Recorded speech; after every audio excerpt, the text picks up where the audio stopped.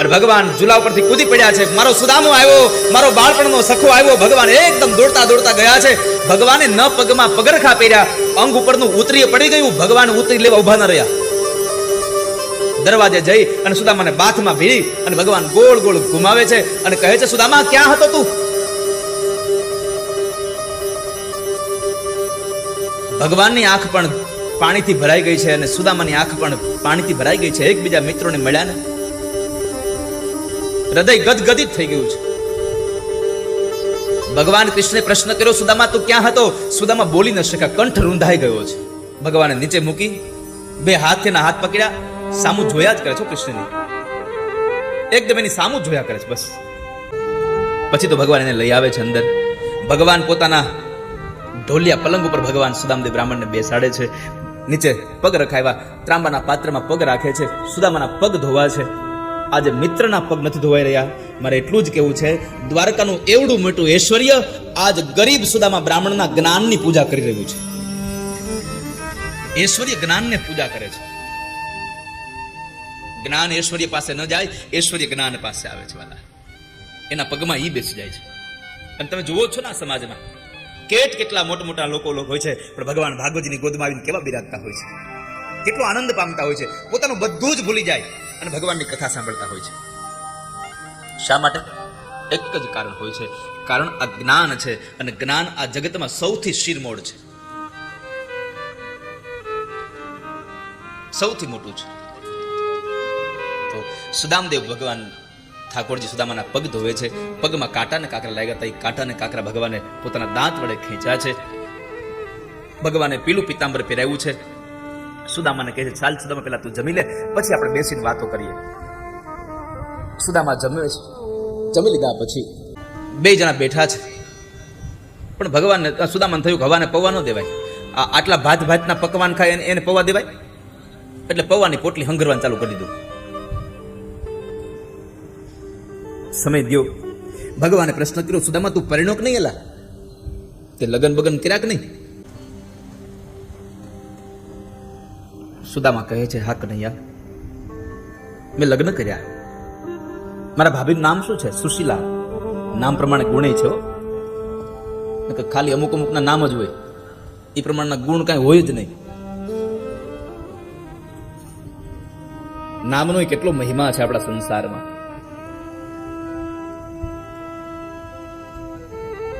તો બે બાળકો છે, બધા શું કરે? એ મજા કરે. એમ ન કીધું મારા દીકરાઓ 2 દિવસથી ભૂખા ટળવળે છે. વ્યવસાયમાં શું કરશો? તો કે ત્રિકાળ સંધ્યા કરું, બાકીના સમયમાં ભજન કરું, એમાં અમારા બધાનું ગુજરાન ચાલી જાય છે. બરાબર. પછી તો સુદામાએ પૂછ્યું, કનૈયા તું બધું મને પૂછા કરે છે, તું તારું તો કે મને, તે લગ્ન કર્યા છે કે નહીં? અરે હા હા સુદામા, મેં લગ્ન કર્યા. તો તારા ઘરવાળા ક્યાં છે? એ કે આ ઉભા. સુદામા ગણ્યા, આ તો 8 છે કનૈયા. તો કહે છે, હા 8 મારી પટરાણીઓ છે. સુદામા ભગવાનનું આમ ઐશ્વર્ય જોઈ અને સુદામા એટલું કહ્યું, એક વાત કહું કનૈયા, તને ગુરુની સેવા ફળી છો, તને ગુરુની સેવા ફળી છે, તારો ઐશ્વર્ય તો જો.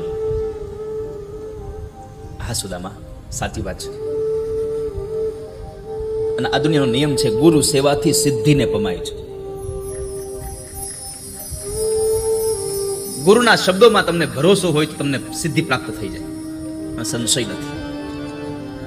ગુરુ શું ન કરી શકે? ગુરુ ગુંગા, ગુરુ બાવરા, ગુરુ દેવન કા દેવ. આ જગતમાં ગુરુ એક દેવ એવો છે જે તમને ભગવાનને ભેળવી દે છે.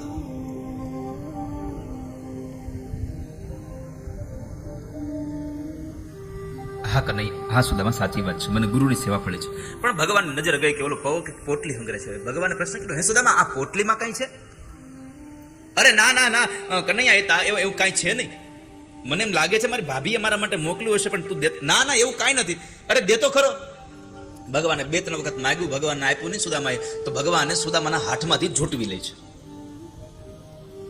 મેં આગળ પણ કહ્યું હતું કે તમને આપેલી સંપદા જો સારા કાર્યમાં વાપરવાની બંધ થઈ તો ભગવાનને તમારી પાસેથી લઈ લેતા આવડે છે. એની પાસે બધા રસ્તા છે, એની પાસે બધા જ રસ્તાઓ છે. માટે માટે પરમાત્માએ જે આપણને સંપદા આપી છે, સંપદા સારા કાર્યમાં વપરાવી જોઈએ વાલા.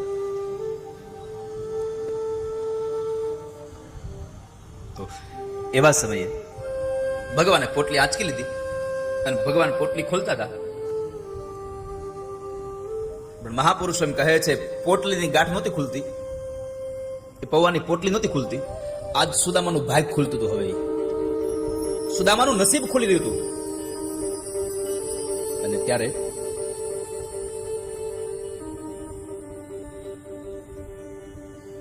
સુદામાએ જ્યારે એ ભગવાને પોટલી ખોલી અંદરથી પૌવા નીકળ્યા, 3 ઘટનાઓ ઘટી ગઈ હતી. કે એ પટરાણી બોલે છે કે લ્યો તો પૌવા છે.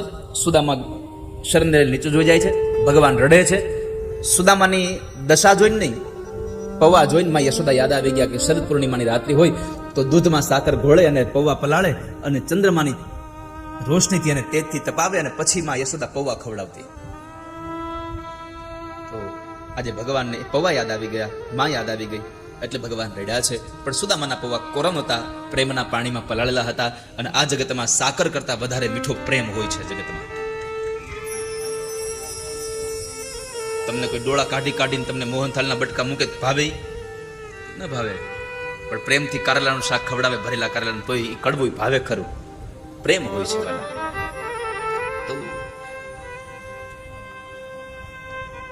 ભગવાન કહે છે એલા સુદામા, હજી તને આ એકલા એકલા ખાવાની ટેવ નથી. સાંદીપની ઋષિના આશ્રમને એ વાતને પ્રસંગને ભગવાને યાદ કરાવ્યો સુદામાને. સુદામા જરા કહે છે હા કનૈયા, કારણ કે ભગવાને કીધું તને યાદ છે ઓલા દાળિયા મારા ભાગના ખાઈ ગયો તો? હા મને યાદ છે. મારા ભાગના દાળિયા તું ખાઈ ગયો તો, તને યાદ છે? મને યાદ છે.